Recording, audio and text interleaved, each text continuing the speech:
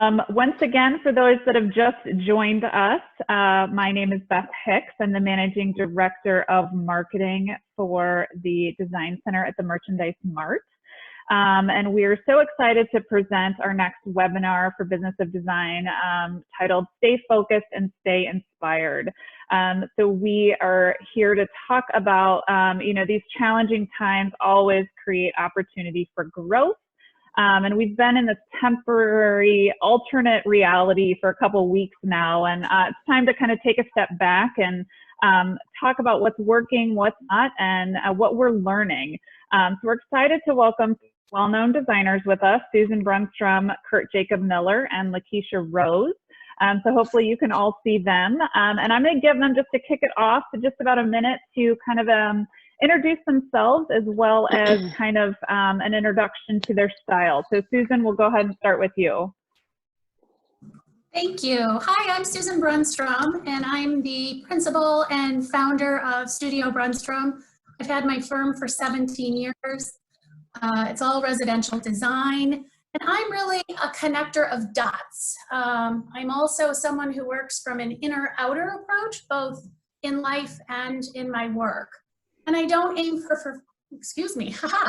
don't aim for perfection, because I don't really think it's realistic. But what I am trying to do within the design community is change the narrative of design so that it becomes a language that we all understand, value, and respect.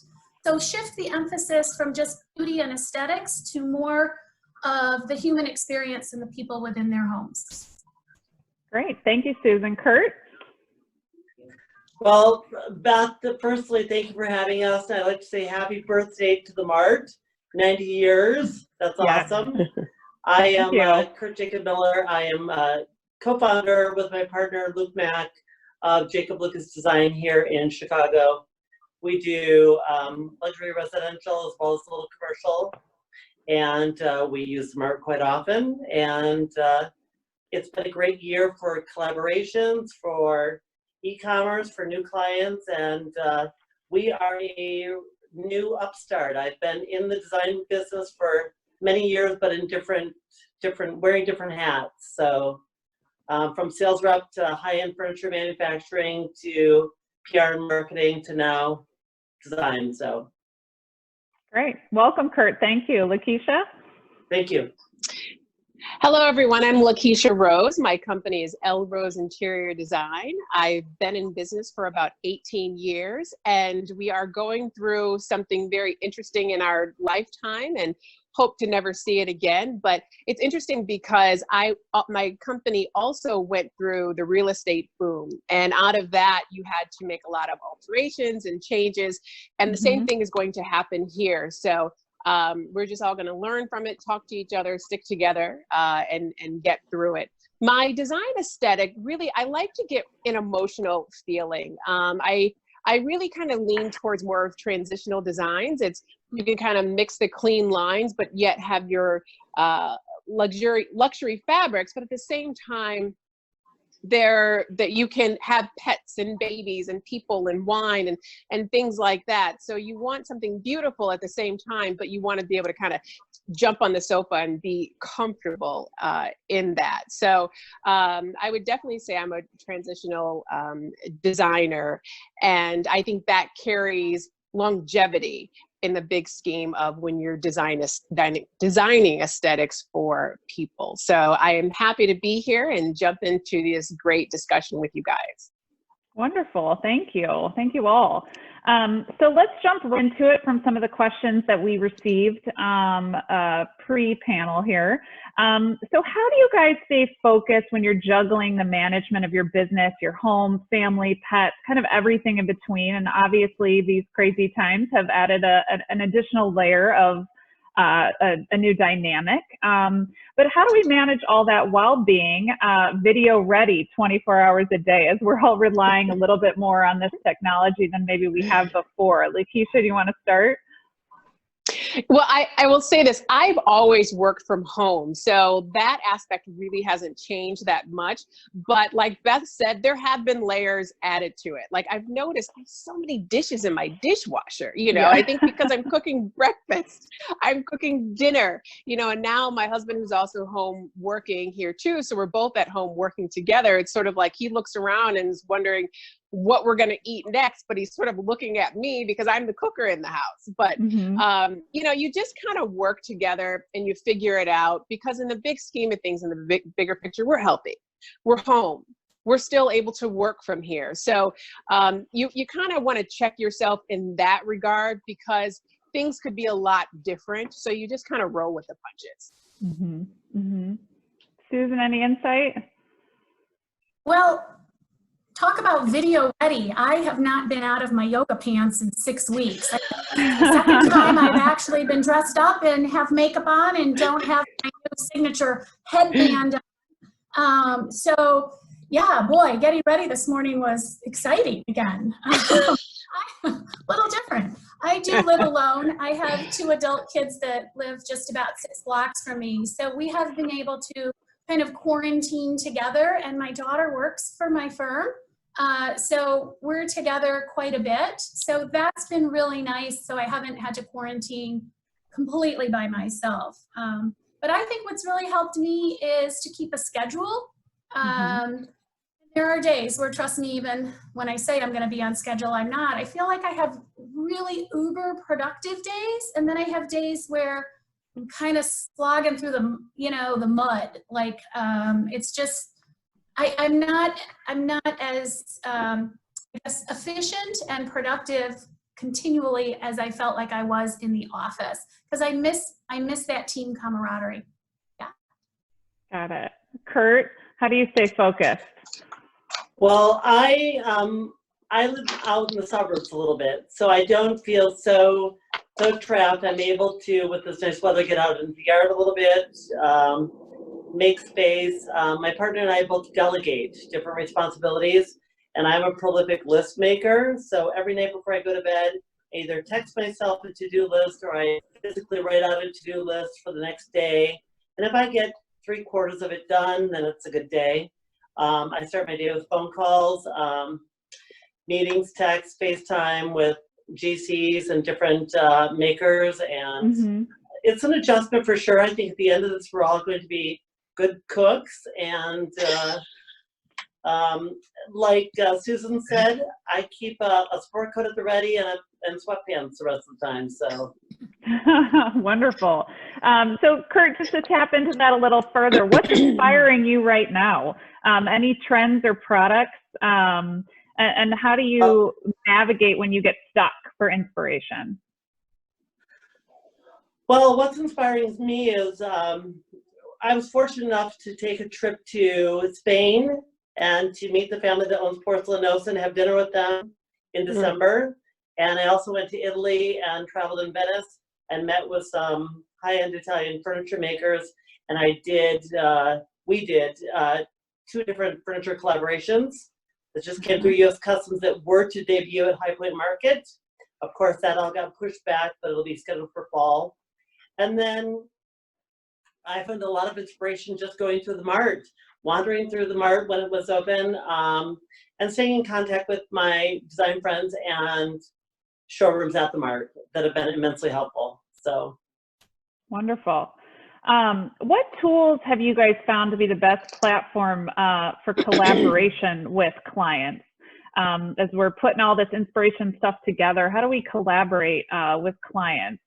Lakesha, start with you. So that's a great question. I actually had a presentation yesterday with a client. I had physically never been to her house, and we are redoing her hall bathroom. And so thankfully her husband's really handy. So he got the measurements for me for the bathroom, took a picture of it, and I was able to do sort of a 3-dimensional drawing of their bathroom with their new you know, tubs and sinks and tile and all of that. And we did the entire thing through Dropbox and PowerPoint. Wow. And they loved everything. And with the great help that I've had from the merchandise mart, she loved everything. And we literally have her bathroom pretty much figured out, and I've never stepped foot in her house. Wow. Now, I would not like that to continue because I love the interaction, but this presentation yesterday was successful. Got it. So you made it work. Exactly. That's the best part, is being flexible. Yep. So how, tapping into that a little bit further, you said this project came together, which was great. But it must be hard, you know, as video has become an alternative for us to have face-to-face interactions, which is such a bread and butter of our industry. How do you inspire clients with visions when you're presenting visually? Susan, do you have any comments on that? We actually are putting together, or just completed putting together, a virtual presentation or a remote design version of how we work together with people. And honestly, it's not that much different than face-to-face. It's just having to add in a few more layers. So instead of possibly meeting on something and showcasing, for example, architectural schematics or floor plans, or even then getting to fabrics and color palettes, having to do that online and then follow up with that with a box of samples is really how we're doing it. And I'm sure that's very similar to how Kurt and Lakesha are doing it as well. But I wanted to make sure that we had thought through those steps and that process before we had to do it. Now, we have not given this virtual presentation yet. However, we did just give our first virtual letter of agreement review. Because typically I'm in front of a client when we do that. And then all the components that I would typically show a client, such as architectural schematics, you know, what they could expect from us, what they could expect from a selection sheet, pricing documents, that type of thing, that I would typically have in front of me when I'm reviewing a letter of agreement with a client. We've had to do that virtually as well. And then I use DocuSign. So I went through the agreement, showed them everything. They only then, I then emailed the DocuSign after for approval. So, but that's been our first one. Great, great. Definitely being flexible and adding more virtual setups for you has been certainly helpful. Yeah, I think so. I think what it's doing is adding those extra layers. I don't think it's really change the way we all work, because so much of it is personal that we can't. I think what's important to remember is that our virtual presentation should be very similar and in line with our face-to-face presentations. Agreed. Got it. Very good point. Do you guys have any anecdotes or tips on cultivating new business while you're socially distancing? Kurt? Well, number one is referral. Number two, Instagram has been incredibly helpful.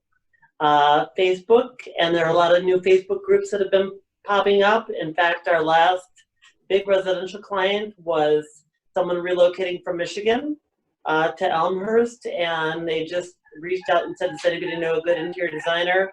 One of our outside worker contractors put our name on there. I contacted her directly, and it turned into us doing the entire house. So that was just like a DM on Facebook. But it's a whole new world. You don't know where your next client's coming from, and it's not full page print advertisements or things like that. It's some unexpected ways, and things have been really, really good, strong. So,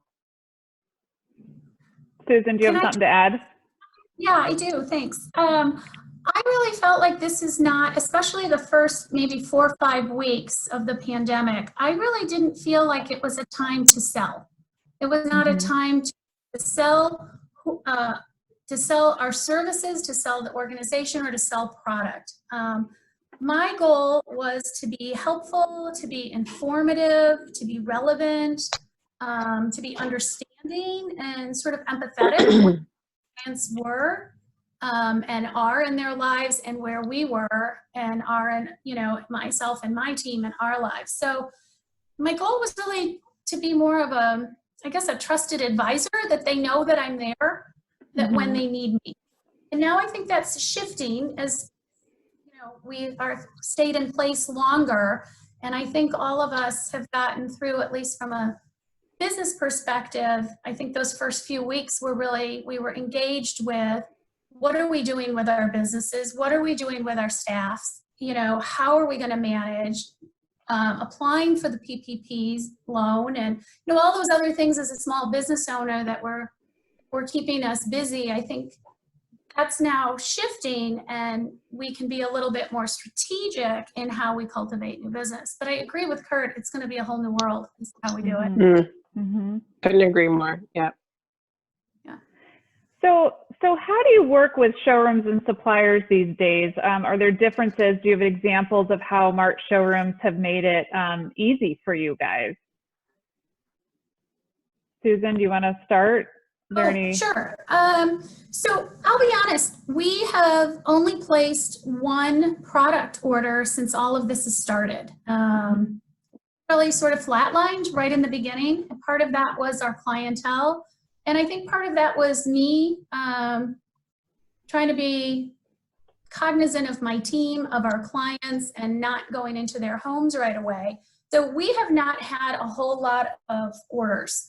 We've had one, and it was with Kravitz dining room chairs and a table order just the other day. So I was really excited about that. But I think throughout all of this, for us, I'm part of a national organization, and Kravitz is very important to that relationship. And so I think they've just been wonderful to designers during this time, as usual, providing their excellent service and communication. And I think it starts with Lisa and Carrie Kravitz at the top and works its way down.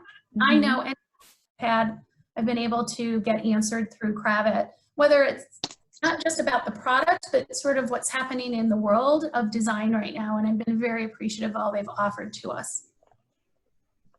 Wonderful. Kurt? Well, I would like to do a couple of shout outs to some specific Mart showrooms that have been very helpful. I've placed quite a few orders during this whole pandemic. Thank you. Kyle, Amanda, Jill at CAI have been immensely helpful. Matt Hoskins, Homes Michael Cleary, and Rebecca there. Jason at Tebow, and we just placed a big fabric cut order. So, I mean, things are going really well. They've been very helpful in getting samples sent out to us. Tear sheets emailed or sent directly to our clients. Pricing, and I think that everybody is really just kind of, even if they're working in place, have stepped up their level of customer service, which has been great. We've had no snafus. Things have been, as long as we're keeping the ball rolling, you know, I understand that, and I also have some connections down in High Point with manufacturers, and so they've been just very quick to get response. We had 17 pieces of Luck Bank art shipped yesterday, so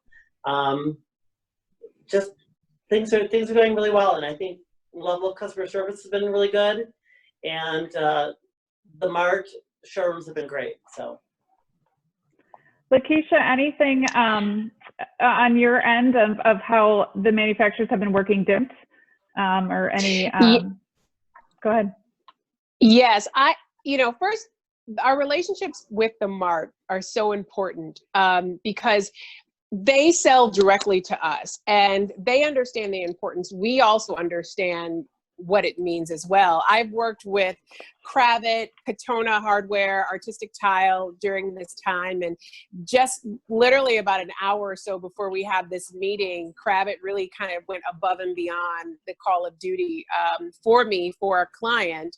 And it's just that makes you even more loyal than you were before. And I think because we all understand the importance of our relationships, were already cultivated, but even more so now, they're even more cultivated. And so I really appreciate it.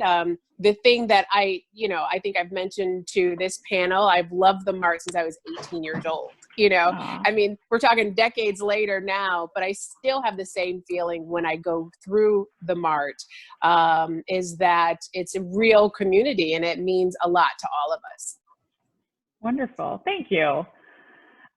We have a live question here kind of as a follow-up about how are you helping your clients see and feel the difference in quality between the products you're specifying. Certainly, you can easily bring them into a showroom and touch and feel and do sit tests and stuff, but how are you relaying that quality to how are those discussions going? How are you handling that virtually? Anyone want to take that? Well, I'll take that with the presentation I had yesterday. Okay. Right before we started, let's see, about a week ago, they had these requirements, cast iron tubs, the French sinks that you have to buy the legs separately. Then you get the marble tops, and then you buy the sink and the faucets. All those are separate, and all those can be costly, depending on what you're looking at. So I think it's going to really depend on your client. Now, we also get clients who are in their 30s who have the money to afford certain pieces at the Mart. But typically when you're talking to clients in the 40s and above, they've kind of already arrived there. So they are understanding what they're getting and the quality. And they know that when they enlist an interior designer, that you're going to get a certain level of furniture pieces. So I think that's probably already kind of said without being said. Got it. Okay.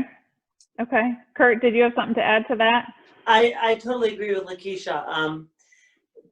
I had a nice compliment yesterday. A doctor and his wife that we're working for, they said, we trust you to pick out, a good quality mattress and platform for our new bed that we're having made. And it's like, that's great because we built that level of trust where they already know they're not going to get junk. Studio 41, I mean, before I invested in 30 pieces of door hardware, they sent one as an example. I could send it to my client. They could feel the heft of it, the finish. Just little samples and just quick fabric samples, and just, they still get the rub of the fabric, and they know that that's quality. And that's like Lakesha mentioned, they're coming to you for that. They know that you know your product. They know that how it stacks up and compares to other products. Okay. Susan? Trust goes both ways, Beth. I think that I so agree with you, Kurt, that the client has to trust us to make the appropriate selections. But I also think, especially in this time, we also have to work with and rely on the manufacturers, the service providers, and the vendors that we trust, right? Yes. It's a triangle between us, our clients, and the manufacturers and vendors. And for me anyways, I don't think it's going to be a time until things right themselves that I'm really going to start trying a whole lot of new vendors. I'm going to stick with the tried and true that I know will come through for me time and time again, because I don't think we're at a point where I just don't think I'm at a point where someone brand new to me, I'm going to put all that faith and trust in at this point when there's much else out there that's chaotic. Yep. I need to stay in my lanes with the relationships that I have that have been good over the years, and I'm going to continue with that. Great. So those manufacturers and showrooms that you guys have worked with before, how can they help you keep projects moving forward? Kurt, do you have any insight on that, or anything that someone has done that keeps pushing it forward that you love? There's no such thing as too much communication. Whether it's a quick text or an email, just a follow-up. Hey, I've been following up on your tracking number for this light fixture. You can expect it. You can give your GC a heads up. And I mean, I look forward to those little emails. It's a hi, how are you? But it's also we're working on this and we're following up on things. So The confidence. I would say clients come to us for our expertise. We go to the showrooms for their expertise. So that's kind of where that little triangle comes in. They know more about their product than we do. So we come in with the questions and they can sort of, point us in the right directions or present to us things that we have not seen yet. So I would say that. I think, again, in this time of chaos and turbulence, at least I've noticed clients are willing. There's a little bit more, how do I want to say this? Clients have a little bit more sense of that everything isn't going to be perfect, and there are going to be little glitches that, that we may have said delivery is going to be on such and such a day and it can't be, or that because as the economy is opening back up, manufacturing facilities are opening back up, it's not going to be the same across the country or across the world. And we gather, we're hunters and gatherers, right? We together, we manage and pull all that together. And so it may not be as, it just may not be as clean as it used to be, right? There may be a few more little glitches, but I think people have more understanding of that based on, again, what's occurring. And so I think that's okay, but to stay on top of it with great communication is all that can be expected. Wonderful, wonderful. Okay. And next up here is, Susan, what's one thing that you would tell interior designers to do during this time? Any great nugget of expertise that you would share with your fellow peers? Yes, I really feel like this is a time that you have to protect your business. I think you have to sort of back away from it, take the emotion out of it, and put the health and wellness of your business first. And that's difficult when you have a staff. It's difficult when clients are, putting projects on hold. I think you need to look at skinning every expense that you can have. And then I think you need to plan for the worst case scenario so that on the other side of this, you're going to come out of it whole with your firm. And that means making some difficult decisions.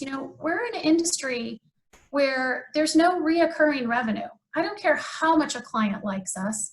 I don't care how many times they refer us. They don't come back to us until they make a new lifestyle change and they need us again. So we can't depend on any reoccurring revenue, which means we're always out trying to get new business and new referrals, new clients. And then that's even more difficult in this time, I believe. And it's harder to plan. I mean, we don't know here in Illinois, at least according to Governor Pritzker, right? We're down under until the end of May. But does it mean that our economy in Chicago is going to open up enough and that people are going to start, ordering from us immediately? We're going to have new clients. Yes, if I'm being optimistic, I hope to heck that's going to happen. But it may not. We can't tell when people are going to be comfortable letting virtual strangers into their homes again. And let's be honest, some of what we do, the people that we work with, our service providers, are somewhat virtual strangers. Your hanging window treatments, your painter, yes, they all work at our behest, but our clients don't know them. And so when are people going to be comfortable letting others into their homes? I think it's going to be dependent on each client. So this whole idea of how we open up and when we're going to get back to business the way we worked, or at least to the level we were working at, it's still somewhat of a mystery. So I go back to, you really have to put the health and wellness of your business first and really be making decisions to make sure that you're going to come out of this on the right side of it. Hey, Beth. Can I piggyback on what Susan said? Because absolutely. It's so true. I have always said, and being in this business for 18 years, you're only as good as your next client. And I think if you keep that in mind, no matter how many times your work gets published, it keeps a great humility to you. And then I think you go in, and each client, you work just as hard as you did the last one, because you have that thought process in mind. Great. Kurt, do you have any insight? Well, I was going to say also, this is with a little bit of downtime, which is ironic because I feel busier than ever. With a little bit of downtime, it's good to go back to your portfolio and images. And even if it's an image from a project that you didn't share 6 months ago, keeping images out there. We're such visual people that digging through a little bit of your portfolio and showing some things that you've recently completed that you may have forgotten to post, is a good time to like freshen up. I know that I've fine-tuned my website, and then I also, which was daring, right after the first of the year, launched an e-commerce site, which has been going fantastically well. So it's a lot of maintenance. And I think Lakesha in a conversation the other day talked about, and I don't love this term, but farming out. So we have a staff of 6 that we use on a part-time basis. And I'm getting off track here, but well, That's fine. Well, Kurt, I'll dive into that, sharing some of the photos that are in your archives and projects, and so let's dive into that a little bit more in terms of where are you sharing those? Are you utilizing certain social media platforms? I think you touched on it a little bit, but what do you find is being the most successful for you right now? Which platforms and that you're seeing the engagement on? Instagram, number 1. Our personal website. I'm blessed right now to be in 3 different magazines, and so I get that magazine cover up on our website immediately with a link to the article. And then Facebook. Okay.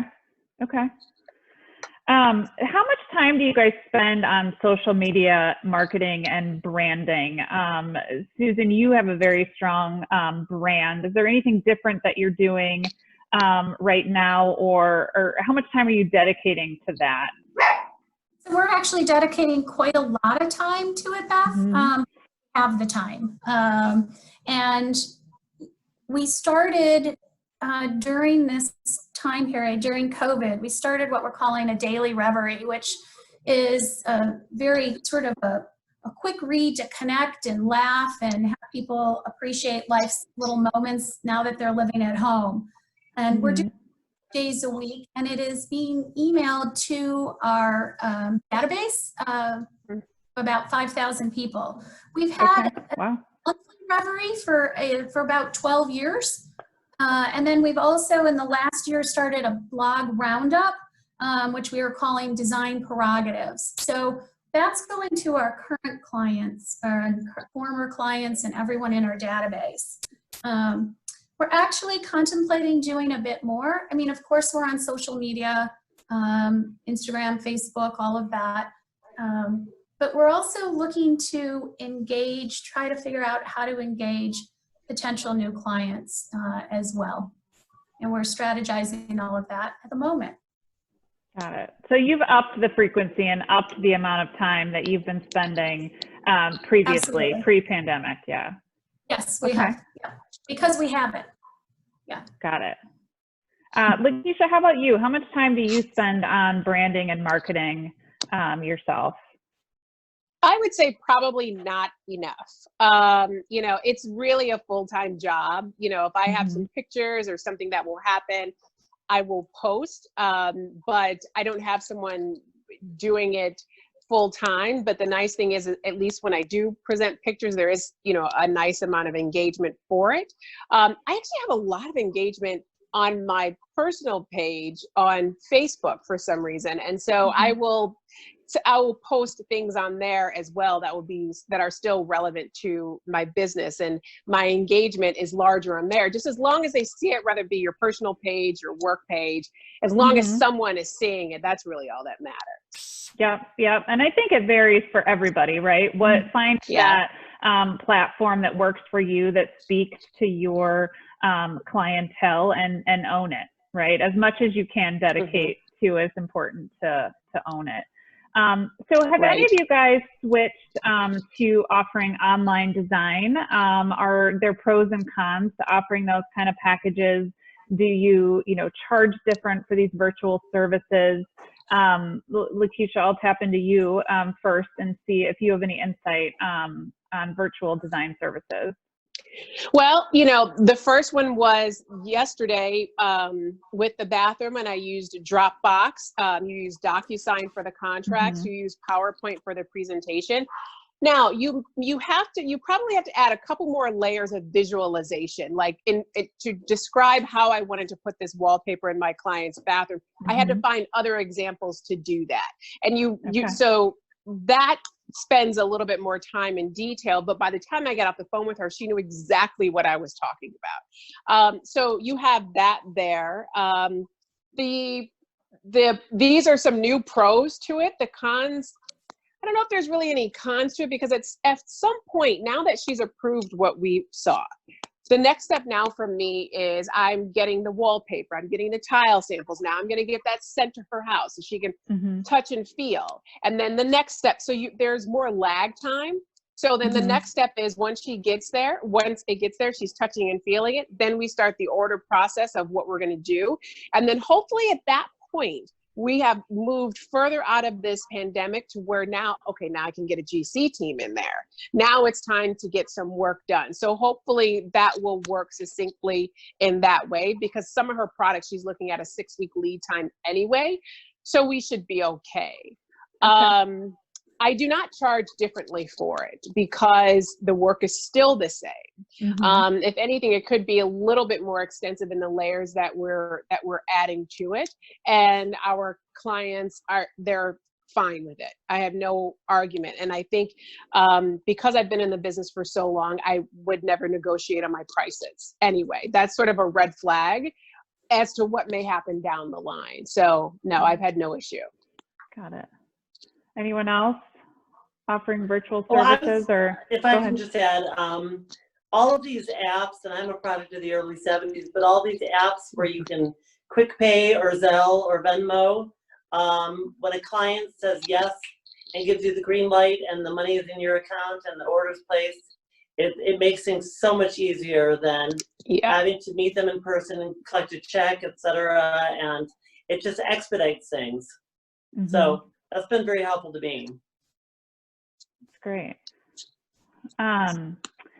So do you think now that we've entered more of this virtual world, face-to-face interaction with showrooms and reps will still be important in the future? And if so, why? Susan, you're shaking your head. Yes. Absolutely. We had touched on this before. I think our relationships with the vendors and our reps and our showrooms are so important. It keeps us up to date and relevant on what's new. When we're in a pickle, they're right there for us. If we need something quicker than normal, that relationship, that side of our relationship is as important as a client relationship. Only as good as those that work with us. And whether that's your team, your internal team, or whether that's the wider team or your bigger family, however we want to look at that. But for me, that will continue. The face-to-face needs to continue, at least for me. I don't think that will go. But I think I'm the oldest of this group. I couldn't agree more. It's all about relationships. I'm not name dropping, but Luke and I were just invited to the Curry family's house in Sparta, Georgia, and we had dinner at their farm. They have a fabulous old farm that they've restored, Curry and Company Lighting, which I purchased a lot through CAI.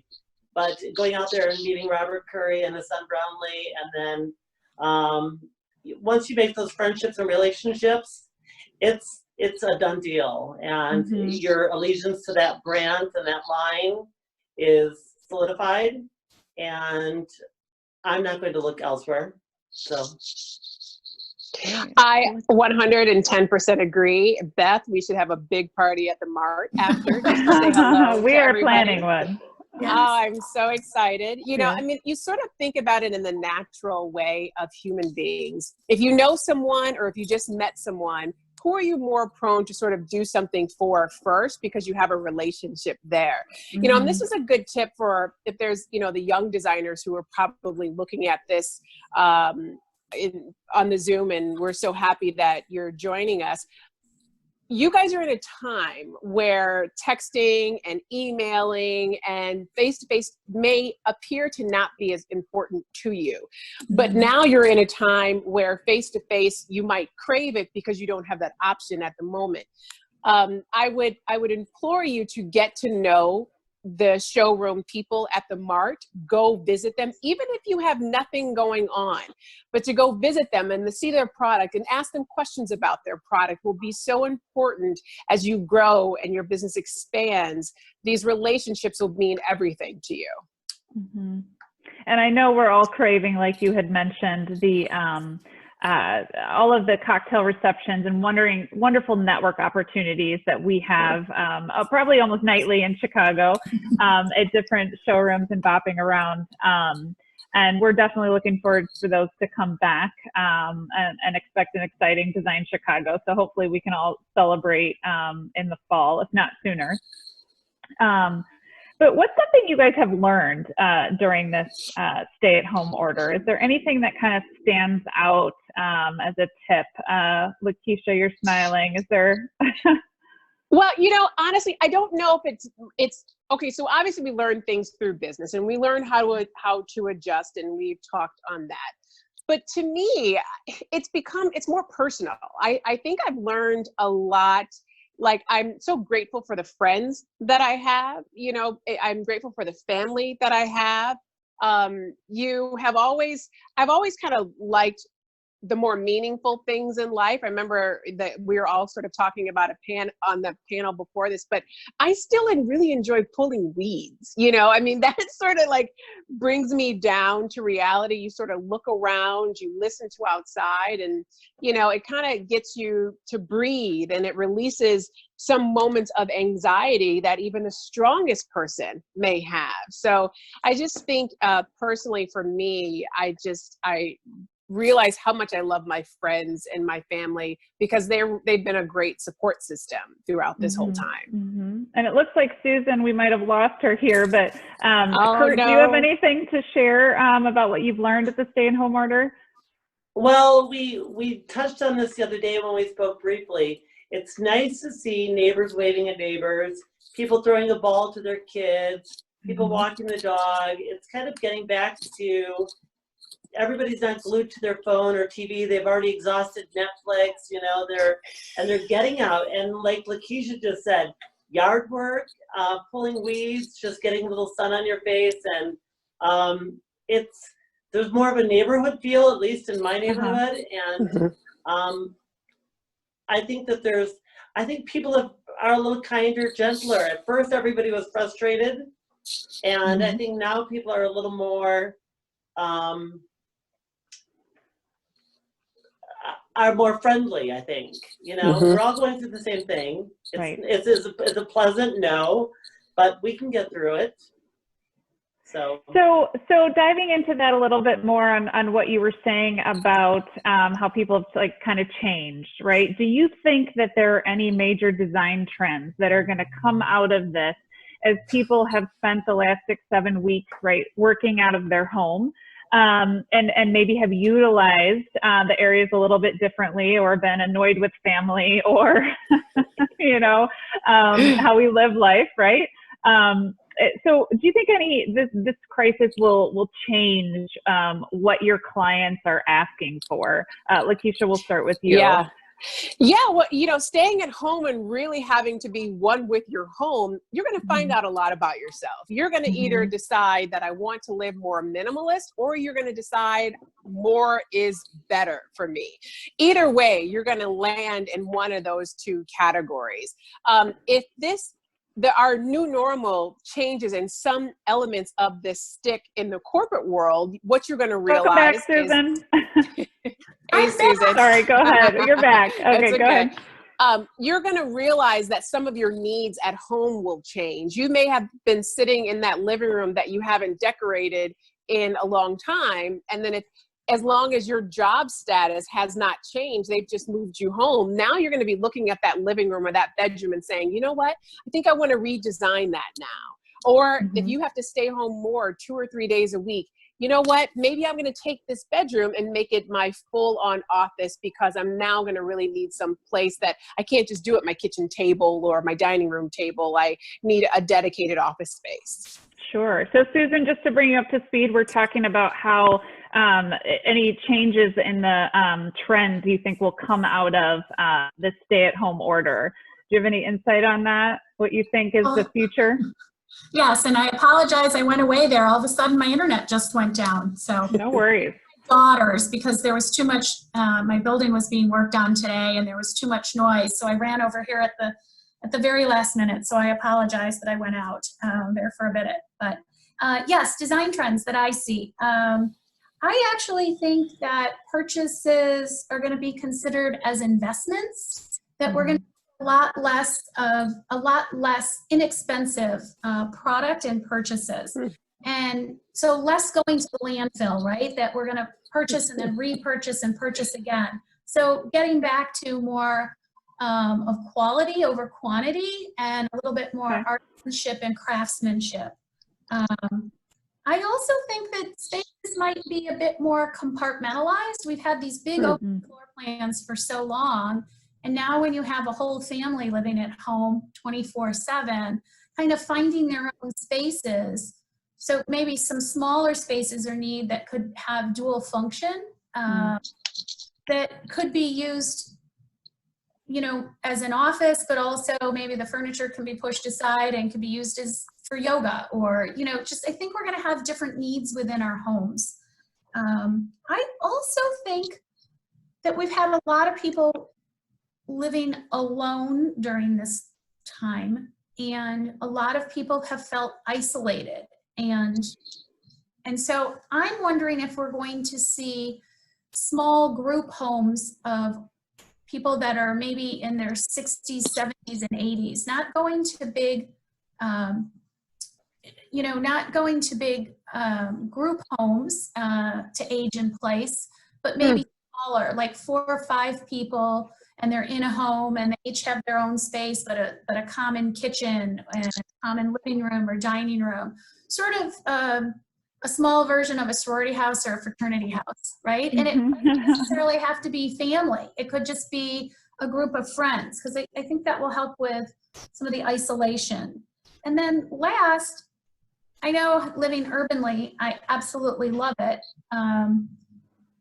But I think we're going to need to find ways, at least within our cities, to have more outdoor spaces within the living environment itself. I know for me, I'm craving a bit more outdoor space. And so there might be, there might be more ways of doing that.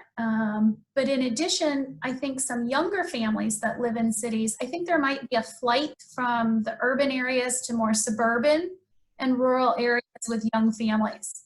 I know that right now, I don't have little ones in my home, but if I was trying to do that, trying to, work from home, have a young family, and in a small space in the city would be really tough. So I think that might force some of that that flight into more of the suburban areas. Great insight. Kurt, what do you see? Kurt, what do you see moving forward in the future? Anything that sticks? Well, I have 2 things. Ironically, we have a site visit tomorrow in Wicker Park for an entire rooftop for a female executive. She has a townhouse, and she is fortunate enough to have the entire rooftop that looks out over the city.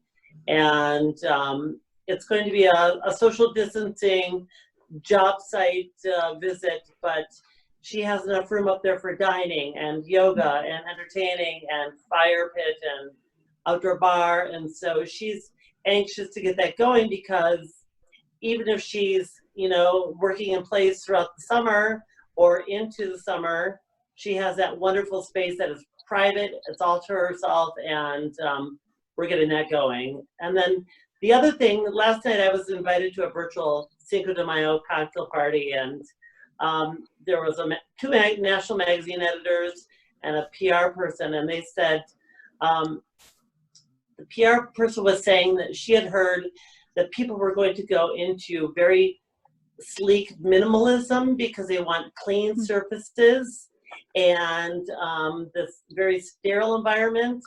And I am, although I do contemporary work, I'm a maximalist, and so I was agreeing with the woman from Traditional Home, who's one of the editors, who was saying people want that warm, cozy, fuzzy, happy come home to, you know, their house, and they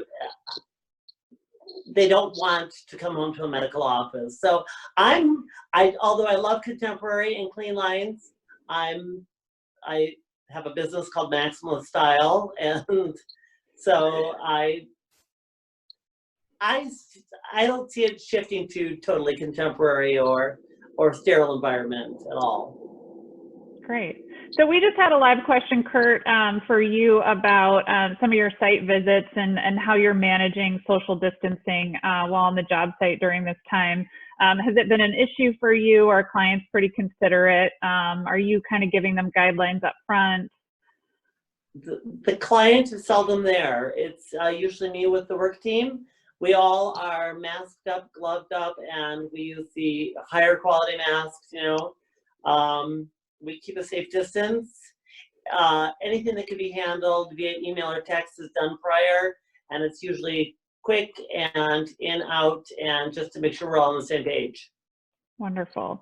So tapping back into the trends in home design that you guys are going to see in the future, how do you see the role of the interior designer changing or evolving? And do you think clients will expect more from interior designers, or how do you think that dynamic will change? Lakesha, we'll start with you.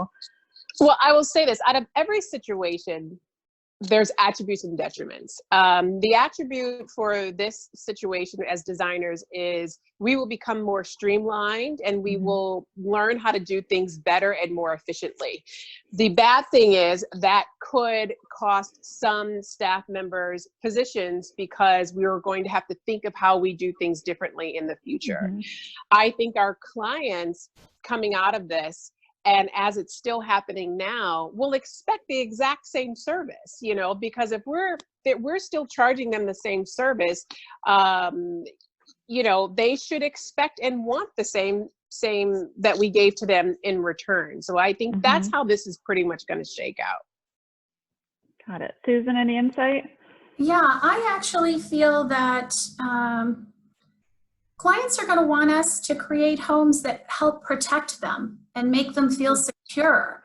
I think it's going to go beyond the beauty and the aesthetics, whether that's maximalist like Kurt, or minimalist, or just somewhere in between, right? Cozy company.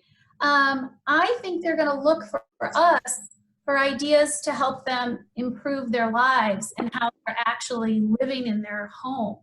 I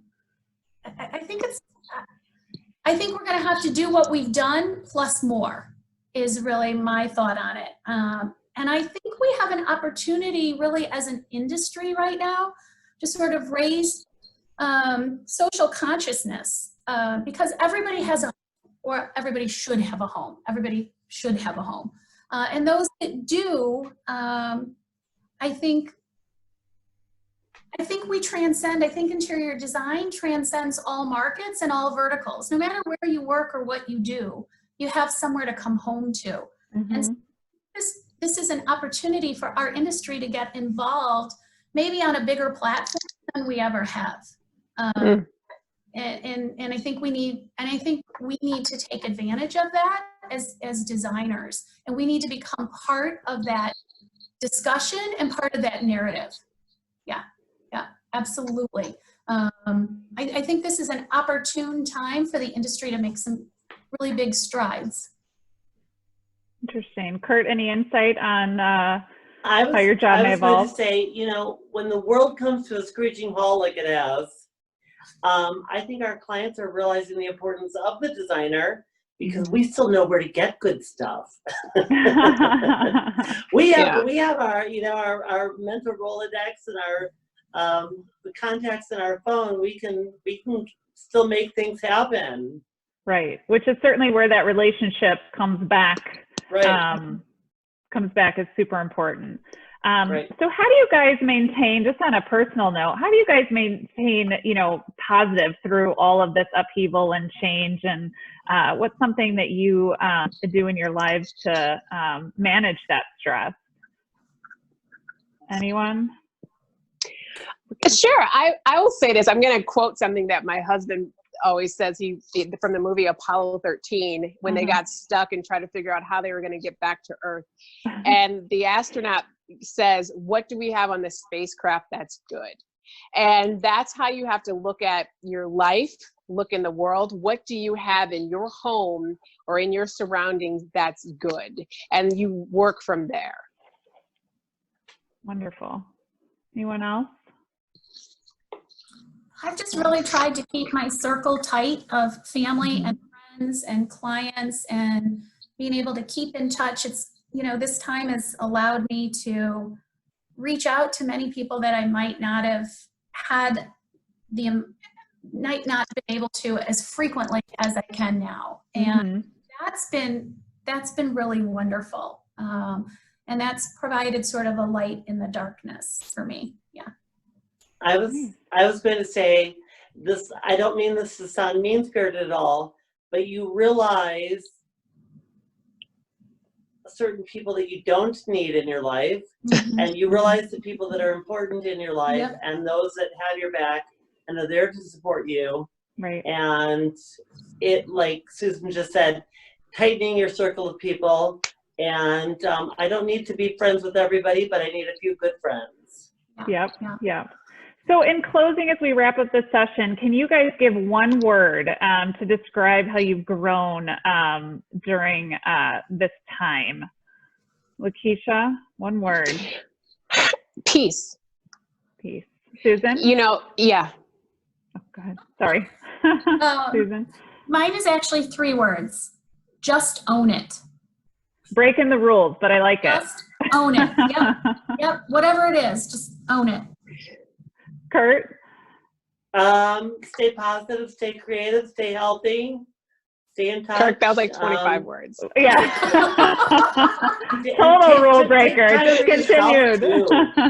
Take time for yourself too during this. Yeah. Teach yourself a new skill, do fun things for you. Well, thank you all for participating. I know we could probably stay on here forever, but thank you so much for joining us today. Thank you, Beth. It was great chatting with you guys. Thank you, Beth. Thank you very much, Beth, and happy birthday to the Mart. Thank you. Thank you all. So thank you for the wonderful panel that was very candid in sharing their insights with us today. Please join us back on May 20th for our next Business of Design Inside Out, Connecting Interior and Exterior Spaces, which will be moderated by John Chaloni, partner at Tom Stringer, as well as Doug Hare, Frank Ponterio, and Celeste Robin. So check out designcenter.com/events for more information and to get registered. Thanks so much for joining us today.